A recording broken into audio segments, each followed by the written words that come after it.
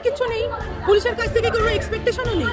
পুলিশের মা বোন তুলে অনুব্রত মণ্ডল গালাগালি দিলে তাকে ওরা ধরতে পারে না। তার এইটুকু এদের মেরুদণ্ডের জোর নেই যে নিজের মা বোন, আমরা তো পরের কথা, ওরা আমাদেরকে সুরক্ষা কি দেবে? ওরা নিজেদের সুরক্ষা দিতে পারে না। ওরা ল কলেজে এসে কাকে বাঁচাবে? ওরা আর্জি করে গিয়ে কাকে বাঁচাবে? ওদের তো সর্বস্ব মেরুদণ্ড থেকে শুরু করে কনসিয়াসনেস, কগনিশন সবটা ওই মহিলা, ওই ডাকাতদের রানী, ওই মহিলাকে কালীঘাটে ওরা দেখিয়ে এসছে।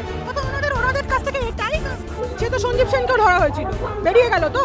তার মধ্যে এই কি মনোজয় মিশ্র, এই টিএমসিপির এক্স প্রেসিডেন্ট, কলেজের নাকি জিএস, যেখানে ভোট হয় না 7 বছর, আমরা এসএফআই রেগুলার রাস্তায় থাকি ইউনিয়ন ইলেকশনের জন্য, সেই ইলেকশন করার এদের দম নেই। এরা নিজেদের মধ্যে জিএস প্রেসিডেন্ট এসব করে, তাদের মানে রেপিস্টদেরকে এরা মাথায় বসিয়ে রাখে। এটা হওয়ারই ছিল, যতদিন না ইলেকশন হবে, যতদিন না বৈধ ইউনিয়ন তৈরি হবে প্রত্যেকটা ক্যাম্পাসের মধ্যে, ততদিন এই ঘটনা থেকে আটকানোর কারোর ক্ষমতা নেই, আমারও নেই, আপনারও নেই, মমতা ব্যানার্জির বাবারও নেই।